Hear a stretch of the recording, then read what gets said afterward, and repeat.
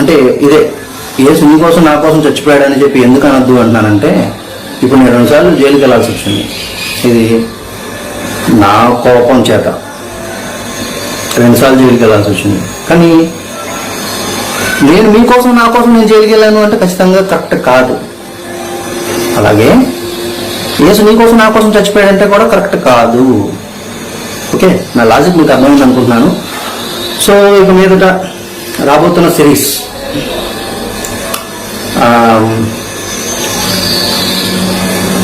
యేసు పెళ్లి చేసుకున్నాడా సహజీవనం చేశాడా, ఈ సిరీస్ మీద మనకి సిరీస్గా వస్తుంటాయి. యాక్చువల్గా ఇవన్నీ కూడా అంటే యాక్చువల్గా యేసుని తిట్టడం అయితే నేను మానేశాను. ఎందుకంటే ఎవరైతే గొప్ప పాపి ఉన్నాడో ఆ పాపిని తిట్టడం ద్వారా వాడి పాపాన్ని మనం తీసుకుంటున్నాం. సో దీన్ని మానేశాను నేను. కానీ ఎవరైతే ఆంధ్రప్రదేశ్లో అమాయకంగా మోసపోతున్న కొంతమంది అమాయక హిందువులు ఉన్నారు, మతం మారుతున్న వాళ్ళు, వాళ్ళ పరంగా ఈ నిజాలన్నీ బయట పెట్టవలసిన ప్రత్యేక బాధ్యత నా మీద ఉంది. ఎందుకంటే ఆల్రెడీ ఈ తరహా మత మార్పిళ్ళు నా చిన్నప్పటి నుంచి కూడా నేను చూస్తూనే ఉన్నా. అంటే ఎట్లా బలవంతపు మత మార్పిళ్ళు జరుగుతున్నాయి అంటే ఖచ్చితంగా చూడండి, 1990 నుంచి స్టార్ట్ అనుకుంటాను నేను కొంచెం గమనించి చూడడం. అలా వీళ్ళ దగ్గరికి వచ్చి ఏం చెప్తున్నారు వీళ్ళు,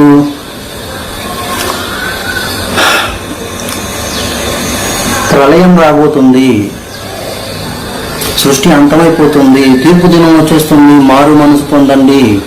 ఎప్పుడంటే సృష్టి ప్రళయం 1990 నుంచి అంటే 2000 ఫస్ట్, 2000 దాటిపోయింది. నెక్స్ట్ 2010 అంట, అది దాటిపోయింది. తర్వాత 2012 అంట. 2012 అని చెప్పేసి ఎంత హంగామా చేశారంటే, 2012 అని చెప్పి జలప్రలయం అని చెప్పి ఆ మధ్య సినిమాలు కూడా వచ్చాయి. అంటే ఎంత గొప్ప మోసగాలో మనం అర్థం చేసుకోవచ్చు. ఇది కూడా వన్ టైప్ ఆఫ్ బలవంతపు మత మార్పిడి.